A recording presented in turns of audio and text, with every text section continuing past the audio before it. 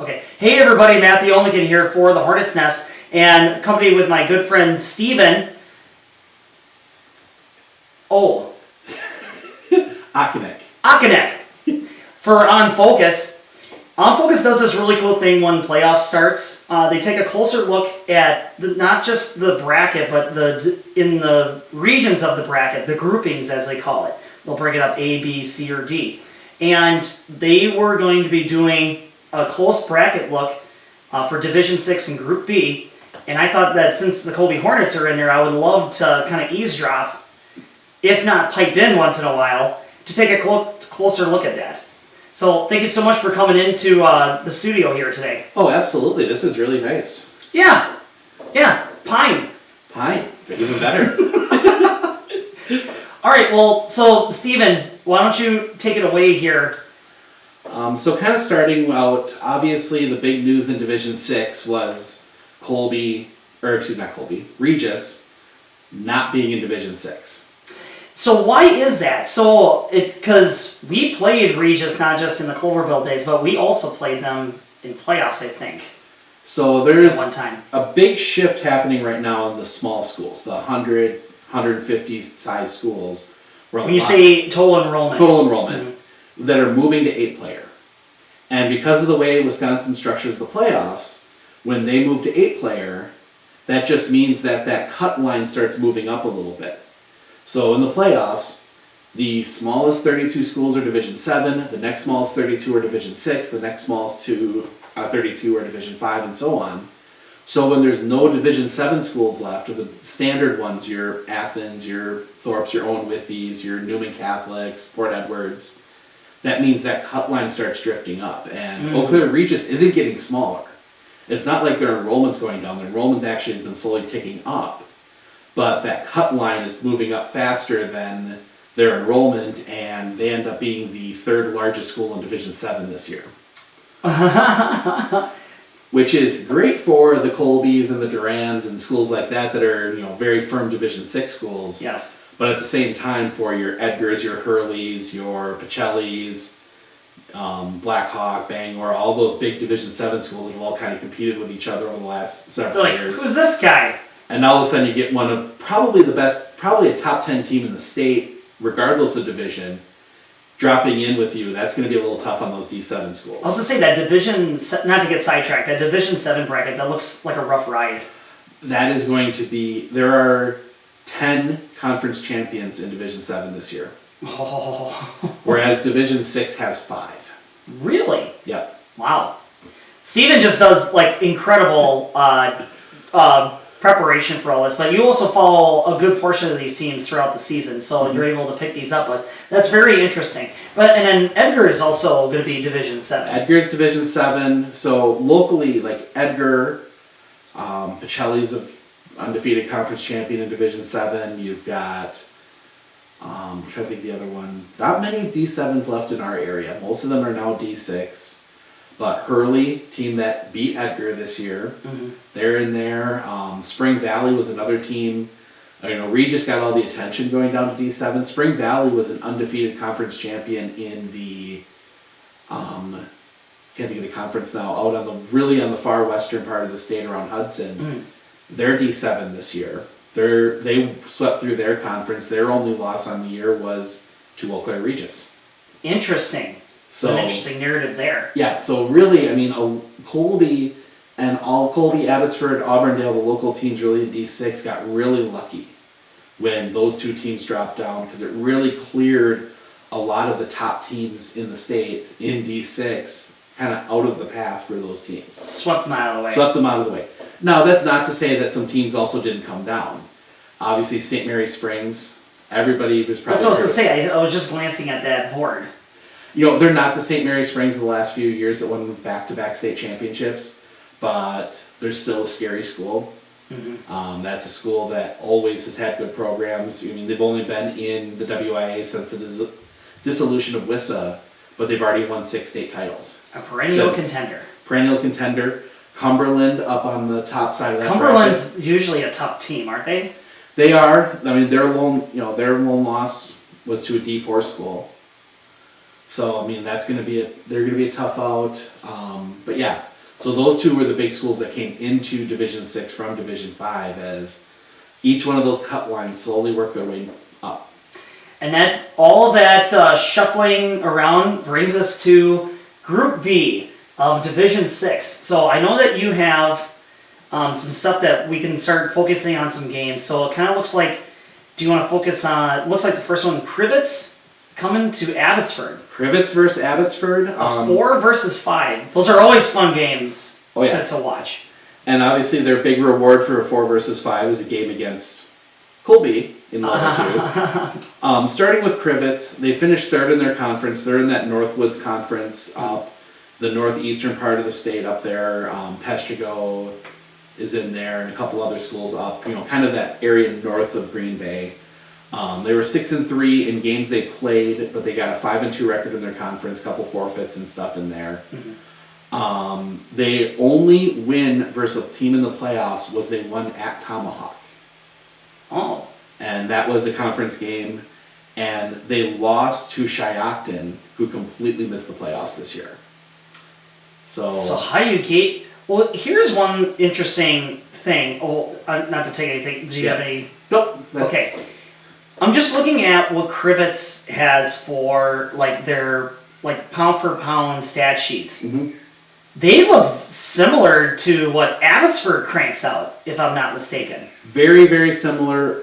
Both of them are heavy run teams. Krivitz throws the ball a little more. I mean, they're averaging 30 yards a game compared to Abbotsford's 10 yards a game passing. I was going to say, it's not by much. No. They both run the ball a lot. Krivitz turns the ball over a little more. But really, honestly, I mean, they are carbon copies of each other. Krivitz scored a whole 1.3 points per game more than Abbotsford. I mean, we're talking within fractions of each other. That is going to be a quick game. This is going to be a quick game? A quick game because that clock isn't stopping. Oh. Both those teams are going to be on the ground. That clock isn't going to stop. But that's going to be, for those people that like that old school smash mouth football. That's what this is going to be. That's going to be that old school, like we talked about beforehand, 3 yards in a cloud of dust type of football. So now, what do you think? Maybe even on the Abbotsford side, do you think that there's going to be some individuals that are going to kind of turn the tide a little bit? I mean, really looking at Abbotsford, a lot of their offense runs around one individual, and that individual is Mr. Ty Faltasek. Oh, yeah. He's the running back. Him and JV Castillo really have had the bulk of the yards. JV Castillo plays a quarterback role in that offense, but it's definitely not your stereotypical quarterback. It's almost more of a fullback, like you'd expect in the old, the old school when you had Henderson or Peyton Kuhn or not Peyton Kuhn. Who am I thinking of? Kuhn for the Packers. Oh, John Kuhn. John Kuhn. I'm getting my last name Kuhn mixed up there. Those two, where it's more that tough couple yards, and Ty Faltasek more is the change of pace in that offense. So really, I mean, having seen Abbotsford play, sadly only once due to some cancellations, the snap comes to Castillo, he's going to either run it up the middle, or he's going to hand or toss to Faltasek most of the time, and Faltasek will run off the edge. And he's more the speed guy. JV Castillo, surprisingly for his stature, not a big kid. He's more that power. He's got a motor. Power, stick his nose in the line and see how far he can get. Faltasek, 128 carries. He's a 1,000-yard rusher. Averages 8.4 yards a carry. Wow. I mean, that is a big chunk of yards. Now, a lot of those coming on some really big runs, because that's always been Abbotsford's bread and butter. I was going to say, it's a lot of breakaway runs for that squad. Oh, yeah. It's 3 yards, 3 yards, 3 yards, 3 yards, 70-yard touchdown. Yeah. I mean, that has been Coach Nat Miller's offense for as long as I can remember. Mm-hmm. So, but I mean, Faltasek really is that piece that makes that offense go, because Castillo can get you those 3 yards, but the moment you start packing that box up to get, stop him. Here comes Faltasek. Here comes Faltasek off the edge, and he's going to break one for a touchdown. Absolutely. So, but with all that high power offense, Abbotsford they had a rough season. They played Edgar, played Hurley. I mean, give them credit. They played a tough schedule. You look at that. They played Edgar. They played Hurley. They played an Auburndale team that was coming off of a bit of a rough game, and they were looking to make a statement. Yeah. Taking on a 1 and a 4 seed in Division 7 and two of the big powers in that conference or in that division. Obviously, they had some good, little bit easier games. Obviously, with Marathon and Riblick Prentice and a couple of those, but they also had a very start and stop season. Yeah. They had 2 cancellations, one from them, one from another team. That really kind of put them behind the 8 ball a little bit. When you get 2 weeks off in a 9-week football season, It stinks. It stinks, and it makes it hard to keep up. Mm-hmm. You go in and, they were going into that Auburndale game off and off week where they hadn't been able to practice much. Mm-hmm. And that really, I think, put them behind the 8 ball there because, that was a game they should have won. They fumbled at the 2, turned it over on downs at the 5 and turned it over on downs at the 10. Mm-hmm. They put those 3 scores and they win that game 27-21. So we'll see. So this will be a good game to watch. Just Very good game jump up to the north. Go up there and then keep the phone up for the Colby game. Yeah, I know.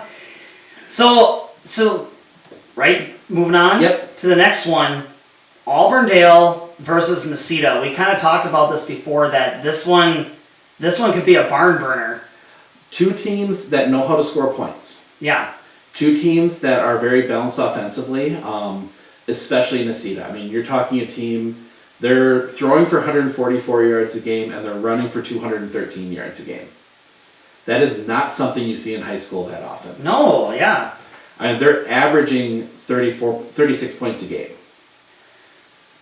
That's big time points. Big time points. They're 6-3. It's a team that's put a lot of points on the board, but when they've played tough competition, the offense kind of disappears. Because they play in a conference with some big powers. Bangor, Cashton, Luther, who's a 1 seed in Division 5. So they play they're in Division 6, but I'm getting the 2 private schools in lacrosse mix. Oh, sure. But the high-powered offense. It's a lot of, and it's very similar offenses.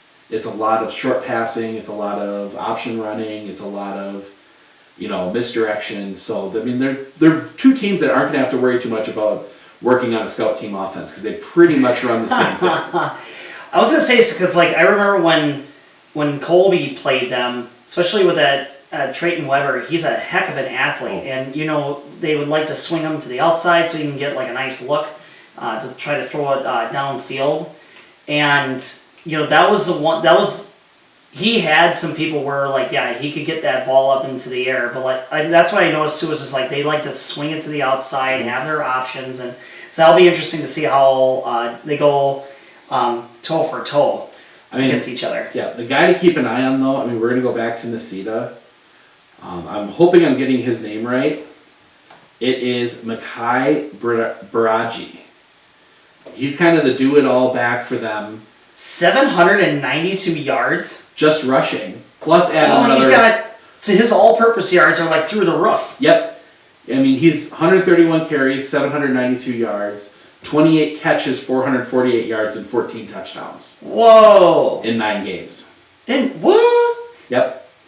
So he's gone almost 1,200 yards, or over 1,200 yards on the year, and 14 touchdowns, and he is, and it's not like he's catching the ball in the wide open field. A lot of these are the little, they'll send him in motion and the little chuck forward. Yeah. And he'll turn and he'll do most of the work himself. Which that's a killer play, especially when you have a great athlete at the high school level. Yeah. And that is what he is. Obviously, Colby, I think, might want to let that grass grow a little longer that week. Slow him down a little bit, do the old Notre Dame. Do the old Notre Dame move, let that grass grow a little longer.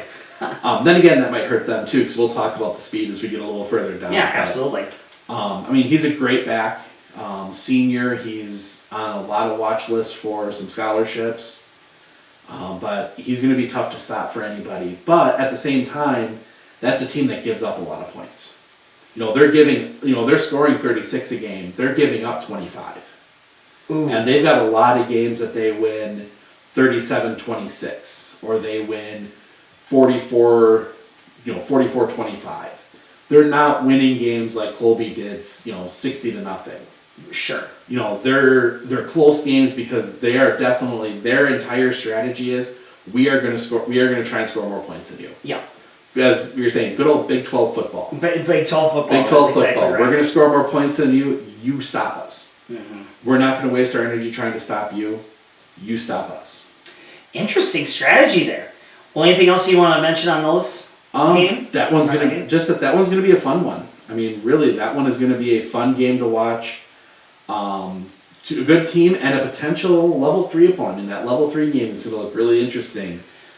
Oh, making some predictions right away here. It's just like going into the third level. That third level, that one versus 2 or 3, that's gonna be a really interesting game. Oh, for sure. And especially when we get to our next matchup, Markesan versus Bonduel.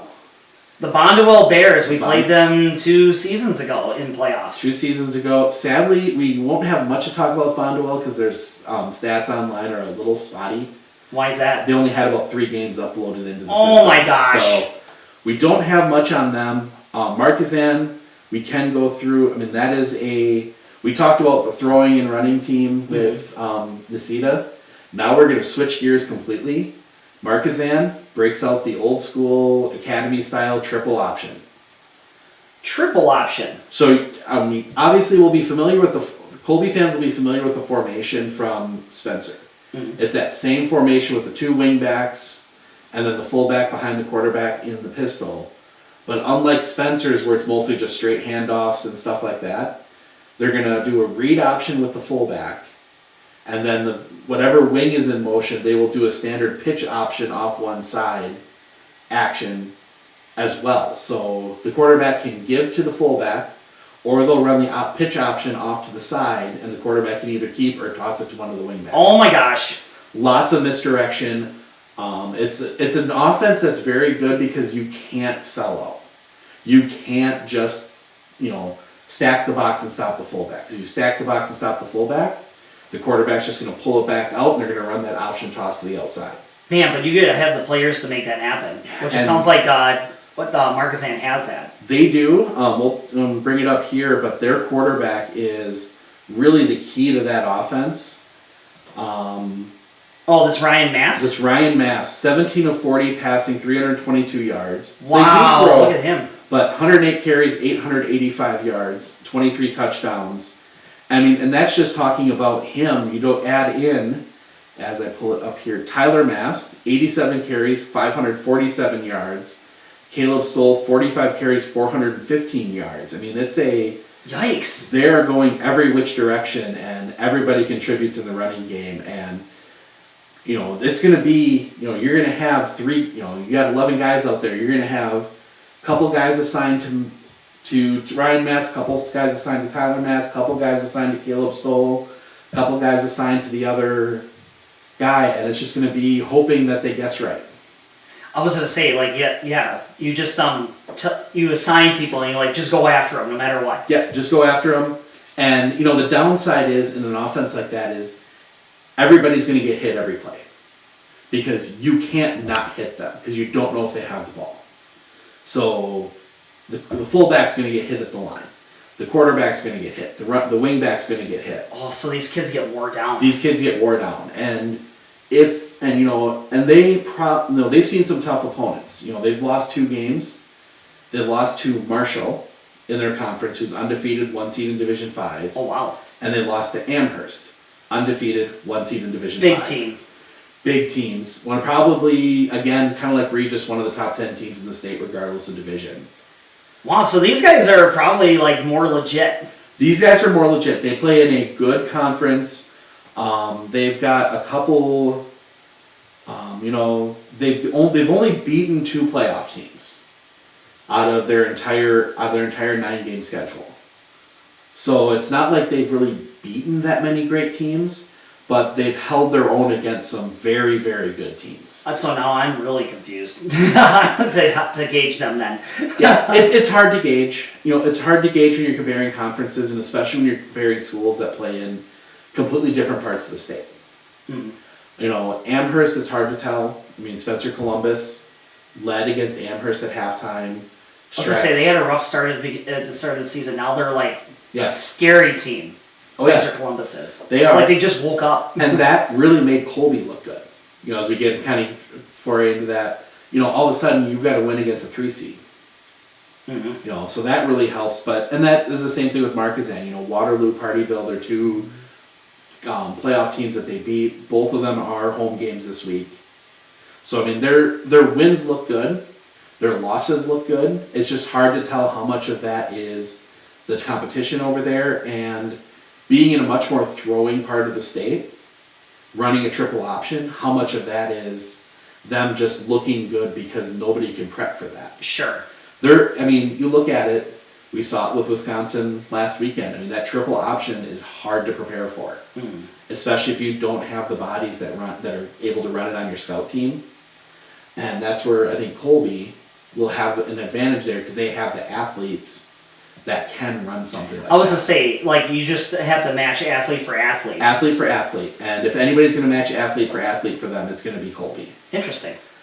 And then Bonduel, I mean, we're going to talk about another team that got what Marathon almost got, which was some luck. Mm. They're 3-5 overall. They're 5-2 in conference. They got 2 forfeits. So they're 3-2 in games they played in conference. But they're in that Northwoods conference like Krivitz, that really weak conference. I mean, it's a rough conference. A lot of schools that don't have a lot of history that don't have history of good football programs, and some teams just have to come out of there because of the way they structure the playoffs. You know, they limited stats. They they did beat 2 playoff teams. I saw that. So Oconto and Clintonville, but then they also lost to Marathon. Again, you're just like. And how much of that is how good or bad is the conference compared to the Merriwood? Like, is Marathon really that bad of a team? To an extent, yes. But I mean, let's be honest. Their conference games, you have to go Abbotsford, Edgar, Colby, Auburndale. Yeah, that's not an easy. That's not an easy schedule by any stretch of the imagination. So, you know, Marathon probably a little better. Technically, they could have made the playoffs. They were in that bubble group. They were about 8 spots too far. So, I mean, but they beat Bonduel, and they beat them pretty soundly. Oh, shout out to Raider Nation. So you almost got in there. Almost got in there. Actually, the coaching staff in the school decided not to. Even if they would have been offered a spot, they weren't going to take it. Really? No, they kind of were just, we're done. We don't deserve it. You see a lot of that this year. We can talk about it a little more at the end, but just some of the weirdness of this year. But no thanks. Yeah. Which, of course, brings us to the game that we really are all excited about.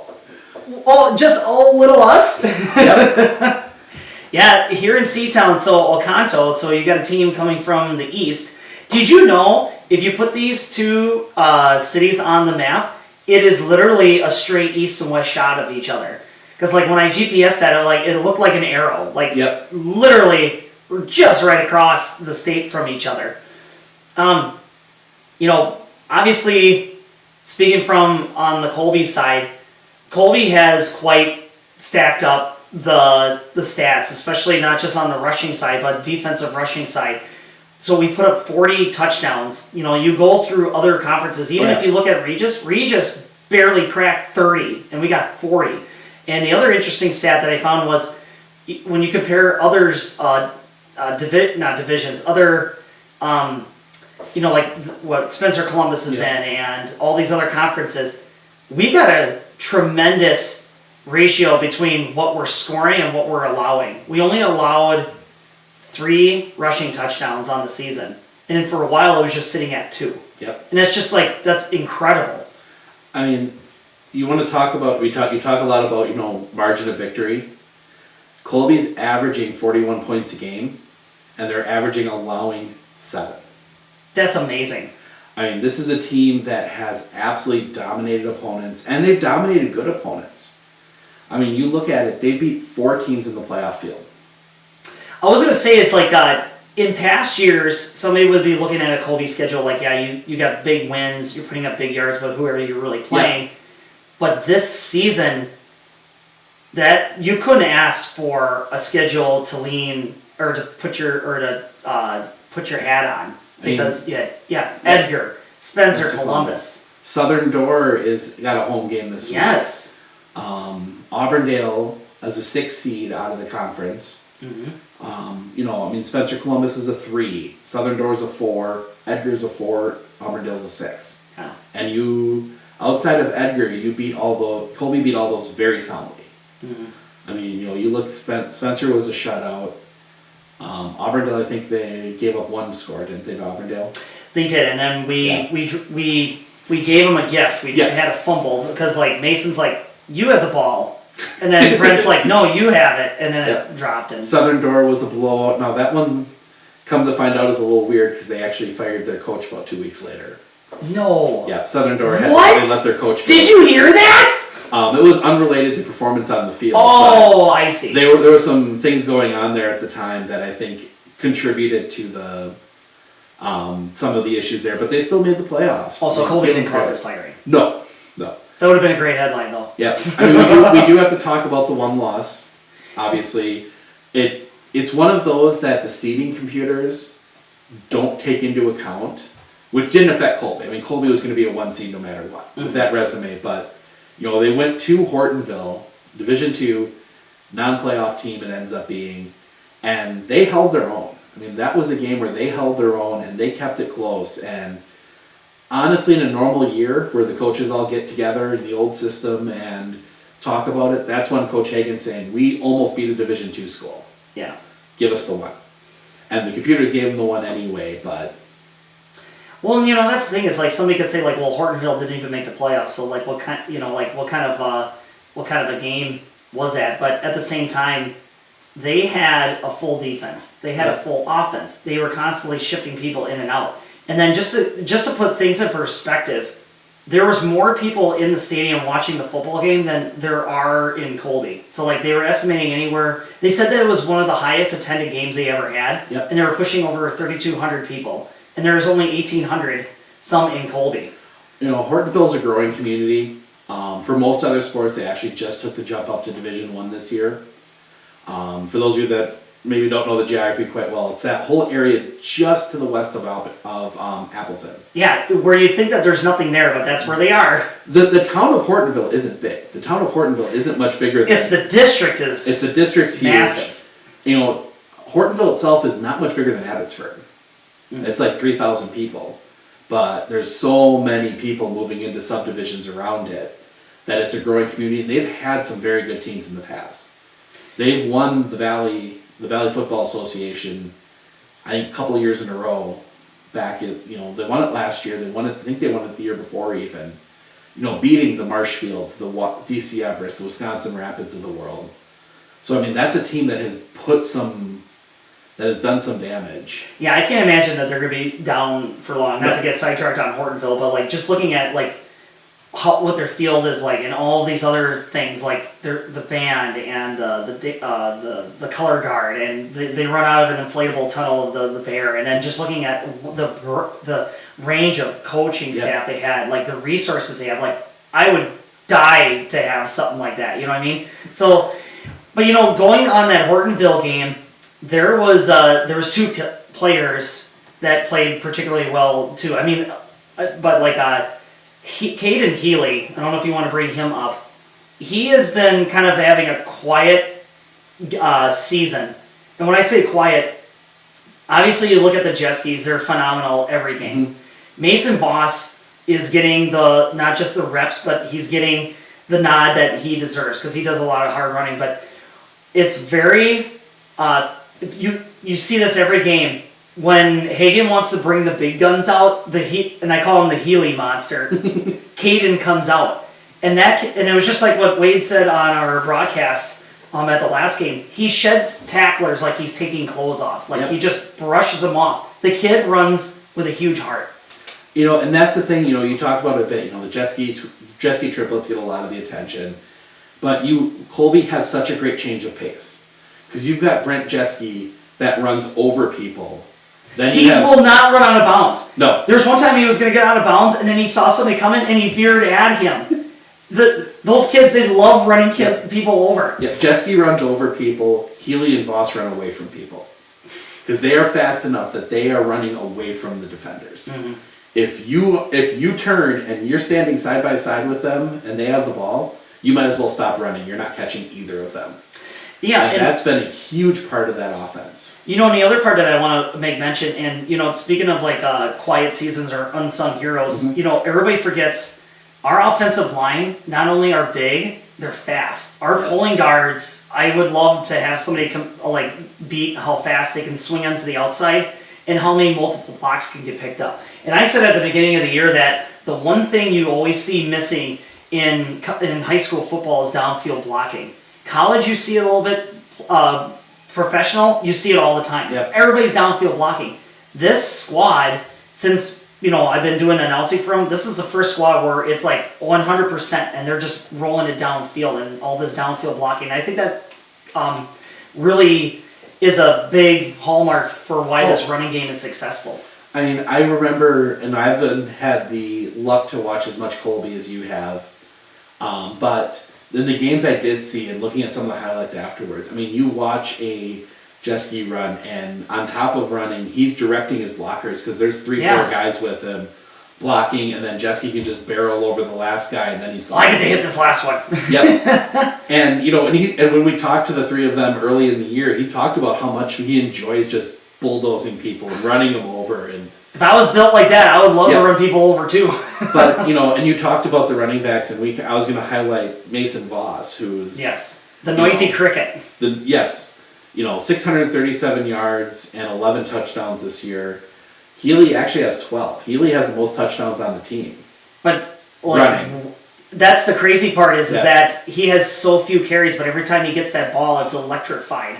But Mason, he's deserved that accolade. Yeah. He worked his butt off this offseason and to really muster up that running attack he has. Because, he's a downhill runner. Yep. But what's really weird about him is once he gets to that 15-yard mark, all of a sudden he gets a new gear. And that kid has speed to his size, a lot of speed. Yeah, it's really weird. It seems like those first 15 yards, you're like, okay, he's going. And all of a sudden, it's just like a new kid is out there and he's gone. And another big thing to talk about Mason Voss, he hasn't turned the ball over this year. I did not know that. He is not credited for a fumble, according to the stats on Whisper. Oh, shout out to Mason. Good job. Caden Healy, 12 touchdowns. Mason Voss, 11 touchdowns. Brent Jeske's run for 11. He's also thrown for 4. But, yes. That is the hallmark of a good team, is you've got 3 players that at any point have the ability to take that ball to the end zone. Yeah. And, their prey, we'll call it, for level 1 is Oconto. Yes. And that is a team that, I don't like using the term participation trophy, but I think making the playoffs for them is a bit of a participation trophy. I mean, they're 3-4 in they're 3-4 in that Northwoods conference. Mm-hmm. I mean, they're just rough, and you got to consider the fact that there were 2 forfeits in there. They won 1 conference game. They're 2-5 overall in games they played this year. We should have gotten a comparable if Colby had played Abbotsford and then Abbotsford played Oconto. Both those games canceled this year. Mm-hmm. But they've only scored 100 points, 101 points in 7 games. They've allowed 85. I mean, this is just a team. They've only have a total in 7 games of 1,300 yards of offense. It's a team that is really isn't built for playoff football. And to be very blunt, I mean, they're strong defensively. Like, they're definitely a strong defensive team. So that's the thing is like, could Oconto get into the head game of Colby where they could frustrate him a little bit?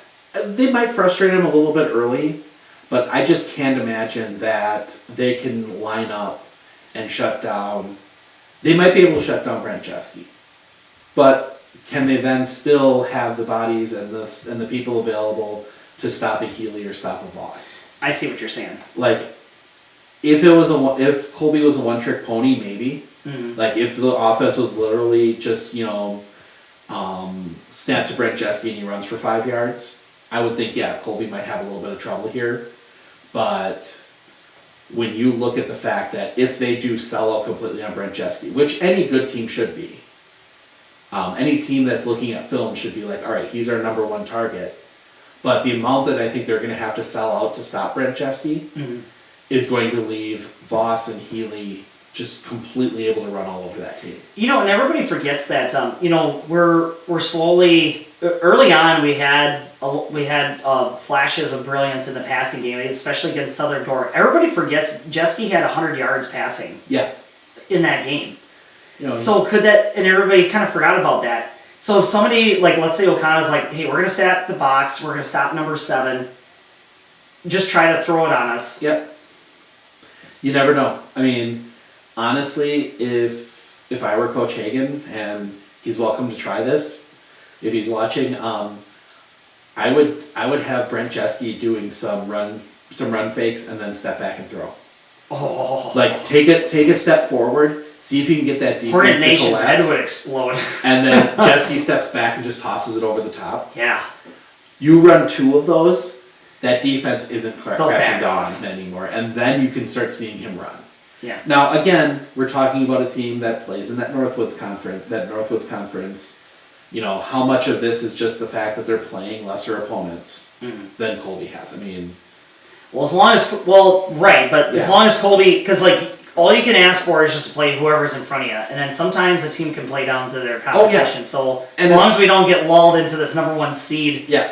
I mean, that's going to be the biggest challenge for Colby, is keeping the intensity up in a 1 versus 8 matchup, especially with a matchup with Abbotsford looming there in level 2. Oh, I know, it's just dangling like an apple, or like a. That's one of those. This is tailor-made for a look-pass game, and one of those where Colby could have a rough first half, just because they're more looking ahead to level 2. Yeah. They're looking ahead and thinking, okay, there might be people shouting scores down from the stands to saying, oh, Abbotsford's up 6. Yeah, that's going to be me. Maybe I won't. And they might be seeing that stuff and maybe not necessarily have their head fully in the game. Mm-hmm. I mean, I fully expect Coach Hagan to have them ready. I mean, he's, and that stuff. But once you get into that game, and sometimes when you see that 2-5, 3-4 kind of records, and you start thinking, well, we don't need to worry. We don't need to worry because we're going to, it's Oconto. But I would expect if that does happen, 1, you'll probably hear Coach Hagan from the locker room. And I think that they'll come out and have a big second half. Sure. Now, I think, honestly, if I'm Coach Hagan, I'm trying to get up 35 early. Get up 35 in the first half, pull everybody, keep everybody healthy. That's going to be your goal, and just get through the week. Style points don't matter anymore. And use the old term for the NCAA basketball tournament: survive in advance. Yeah, exactly. Win by 7 or win by 30 all mean the same. Absolutely. But Oconto, they do have some players. They've got another one of those running quarterbacks. Kind of in a mold of like a Trayton Weber. He's thrown for 131 yards. Carried for 400. Ballman? Kyle Ballman. He's got 7 total touchdowns for a team that doesn't score a lot of points. 6 touchdowns too, rushing, and then 1 passing. 1 passing. They've got some backs. 266, 264 yards, 2 touchdowns each on a lot of carries. Though it's definitely all these guys look a lot like the 3-yard and cloud of dust kind of backs, and it's a lot of 3-yard. They'll run to the line and fall forward. Run to the line, get tied up, and just make sure you fall forward. Yeah. Because if you fall forward, you're going to get 2-3 yards. And so it's going to be, again, another one of those, I think, with the running game, especially if Colby's able to establish their running game early, it's going to be a quick game. That clock is going to run, and it's going to run fast. Man, I hope you're right. But yeah, I mean, that's all 8 teams in that group. Colby, the one, I mean, most of the experts are picking them to come through the group. A couple pick Markesan. I think Markesan gives them the biggest scare. I was to say, I'm scared right now. I think Necedah is the toughest matchup for Colby, just simply because it's going to be hard to replicate that kind of offense Sure. in practice. But I think Markesan, talent-wise, is the biggest scare. Yeah. And, I mean, if you can't key up on that triple option, it is a long, long day. Yeah. As we saw with Wisconsin on Saturday. That triple option it's a lot of running, it's a lot of, I don't envy you at all having to try and call that, because it's going to be a lot of misdirection, a lot of who has the ball. Yeah, I know what you're saying. Yeah, it's going to be, it's a very good offense to run, but I just, again, in the end, I don't see how anybody shuts down Colby's offense. They might have to win a game 50-40, but I don't see who can shut that down. I mean, Edgar couldn't. I was to say they kept us to our lowest point total. And really up until the end, when I think that Edgar was just worn down a little bit from the constantly being run over by Brent Chesky and constantly being pushed around the way they were. That's when that was an 8-7 game going into the fourth quarter. I was to say, we scored 20-some points, Yeah. 23 points into the fourth quarter. And you're right, it was a dogfight the whole game. And we're just like, ugh. But that was a game where we were just watching the game, you're just like, God, we're just missing these points.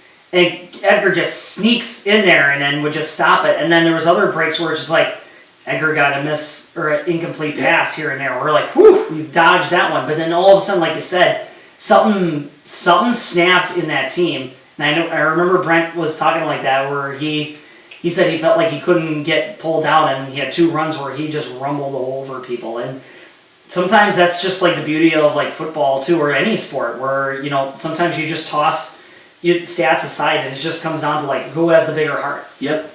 Very true, and from the feel that I've gotten talking to some of the Colby guys, they want this.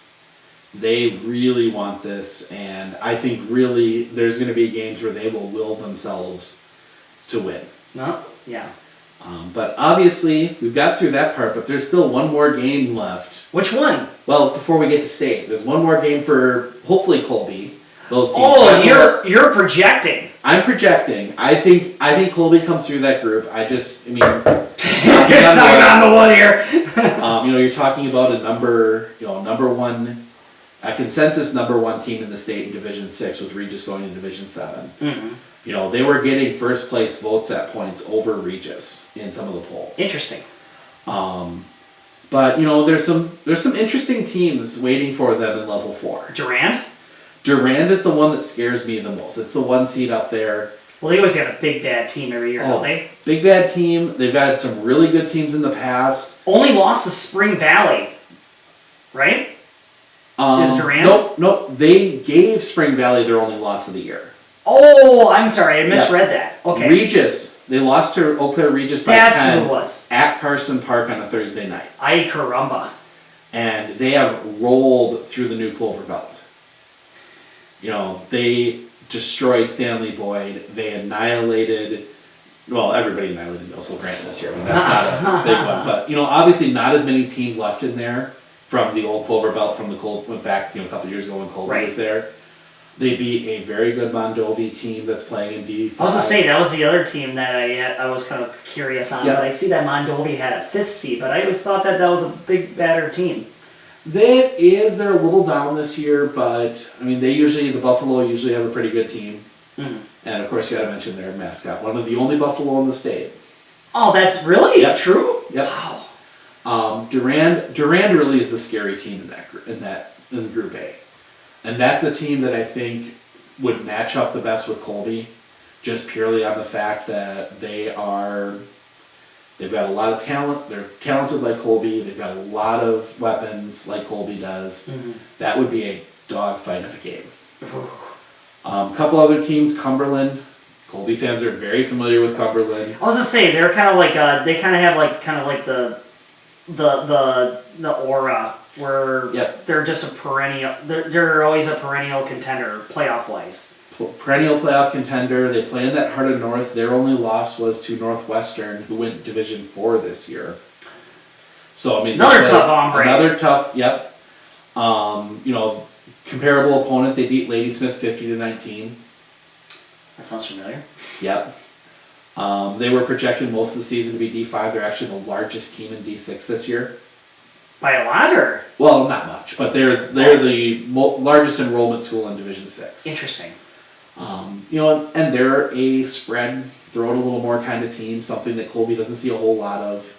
It was a close game when we played them in playoffs. We played them level 2? Level 2, I remember up there. Yeah. Up in Cumberland, nice facility up there. Obviously, that would be neutral site. The one that a lot of people I think would look at that isn't as good as they look is Augusta. Augusta's the 2 in that group. Say what? They are really. They are 8-0, 7-0 in their conference. They haven't played anybody. I mean, their biggest win is Fall Creek, who snuck into the playoffs 3 and 4. But they have a 2 seed. Well, they ran the table. They're an undefeated team. They're 8-0, 7-0 in their conference. They play a lot of smaller schools. Whitehall is the only other really firm Division 6 school in that conference. Everybody else is 7. Mm-hmm. The Pepin Almas, the Cochrane Fountain Cities, Independence Gilmanton, those kind of schools that just have never put super good product out on the field. They're good. They're a running team, and they're gonna run the ball down your throat, and they've got a good running back. But the question that will come up is, how good are they? Yeah. And are they as good as their seed shows? Yeah. Can they control the line and control the game? And then the 3 Unity. I mean, that's going to be another team we talk about. That's always. I was to say they had a big team, weren't they? In the top 10 coaches poll for week after week after week. They were. Again, comparable opponent to Colby. They played Ladysmith 44-7. They won. Their only loss came to Hurley, up in Hurley. So you're driving, from Balsam Lake. Oh, I know. We played early last year. Yep. All the way up to Hurley. That is not a fun trip. That is literally the Northwoods. Yep. And they lost 42-6. Ooh. A team that Edgar only lost by 3 to. Yeah. So I mean, you kind of do the comparable path around. But that Lakeland Conference, it's them, Grantsburg, and yeah. Mm-hmm. I mean, to be blunt, that's again, Rib Lake Prentice almost made the playoffs out of that conference. And that's a team that, got dismantled by some local schools. Auburndale absolutely took them out behind the woodshed. Abbotsford beat them pretty soundly up there in, I think that one was in Prentice even. Interesting. So it's hard to tell. Honestly, I think you're really looking Cumberland, Durand. The 2 you're looking at that almost one of those 2 will come out of there. Mm-hmm. I would put the 37 cents in my pocket down on Durand, and I think Durand will give Colby a very tough run for their money. I was gonna say because I think that if anybody was looking at this, not really not having the football sense that you have, I think everybody would look at that one saying ooh, Durand's in there. Yep. I've seen them play a couple times. This was years ago. They beat up Stratford a few years ago in a playoff game, level 2 game. Mm-hmm. They shut Stratford out. I mean, even it was a down Stratford team, but they shut Stratford out. And then obviously other side, you've got some of these teams, Kenosha St. Joseph. Mm-hmm. They're defending state champion. They're I think they were a D5 final. No. Trying to think, 2 years ago they won the D6 state title. St. Mary Springs, everybody knows who they are. Yep, everybody's heard of those guys. Cedar Grove, Belgium, perennial D6 power. Darlington, perennial power. They've been there many, many times. What was the other one I was looking at up there? Cuba City. They've got a kid playing for them this year, big, tall receiver. That's going to be scary. Oh, jeez. So now we're talking. Now we're talking state championship games. Yeah, I was gonna say. I mean, I don't want to look too far ahead. Yeah. I think it's important to we'll just look at our sector, but I think that that it gives us a little bit of a taste of what's there on the other side. But yeah, I mean, there's some very good teams in Division 6. I was to say, this doesn't look like this is a cakewalk. So you're talking No. like, well, you got Regis and Edgar out, but it looks like there's quite a stack of good teams in this one. There's a lot of good teams in here. A lot of good teams. I mean, level 3, level 4. I mean, those are going to be some tough games. Obviously, if it's Colby Abbotsford, that's always an interesting game. Can you imagine if that turns into like a potential playoff game? I mean, if the seeding's right, it will be. Oh. The seeding's right, and I would put down that we're going to get Colby Abbey in Colby, a level 2 playoff game. I think the whole entire community would shut down I think Friday. I think they may have to bring portable bleachers in, and they might have to build stands out over Highway 13. No joke. I mean, because you got to think, you've got, just in the cities, you've got about 4,000 people between the two. Yes. They might have to move that game to Marshfield for enough seating. Because welcome to Tiger Stadium. You're gonna have that's gonna be a big one. Colby's not on long grass. But I mean, really, honestly, I think when you look at this stuff, I mean, there's gonna be some very good football to be played in Division 6. So, looking towards this end of this week, if somebody wanted to tune in to this stuff, what are some of the games that On Focus going to be doing any coverage? We have 2 games Friday night. We have obviously Colby Oconto. Obviously. Matt and Wade on the call. That should be a good one as always. Fun game there. And then I'm going to be in Spencer, a surprise 3 seed, Spencer Columbus. They will be taking on the Saints of St. Croix Falls. Whoa! That sounds like a good game. That should be a good game.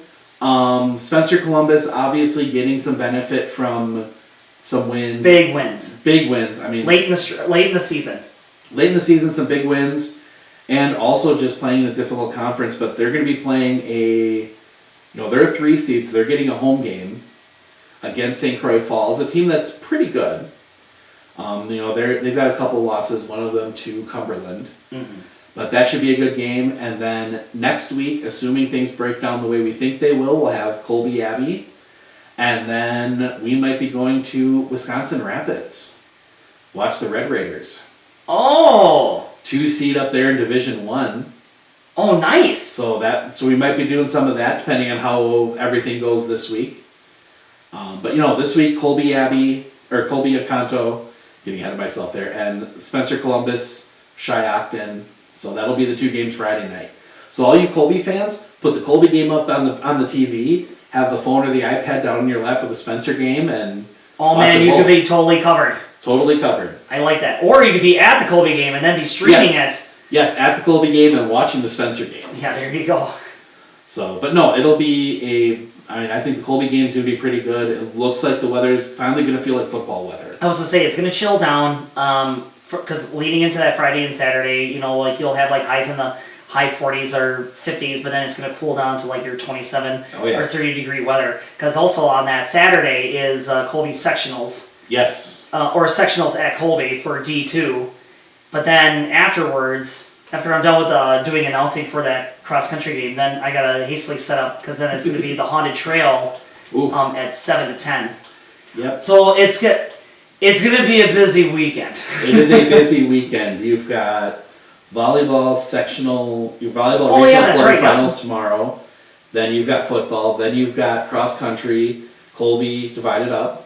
I was to say, boys are going to do Division 2 because of the co-op, and then the Colby girls, just because there wasn't enough Abbotsford, they're just sole Colby, and that's Division 3, so they run in Athens, which is a fast course, so there for the Colby girls going to state. And we'll have highlights from both of those, so we'll be running around for that. Man, you guys are everywhere. Oh yeah, and then off to Lakeland hopefully that night. What's in Lakeland? Medford Soccer. Oh my gosh, you never sleep, Steven. Sleeps for the week. I'll sleep when I'm dead. Was there anything else that we had to cover here, Steven? No, I think that's everything. Make sure to tune in. Make sure to keep an eye out. We'll have coverage of all the playoff games around the area. There's a poll up online for your game of the week, so vote for the game you want to be the game of the week. Check that out on Facebook. Yep, on Facebook at Sports on Focus. But I think that's everything we got to cover here. Well, fantastic. Well, hey, thank you for taking the time coming up to Seatown into our studios here to give a little breakdown. That was a huge help, not just for just for our area, just to get a gauge of like for Division 6, but also for Hornet Nation. So I really appreciate that. Absolutely, it was fun. All right, thanks, Steven. Thank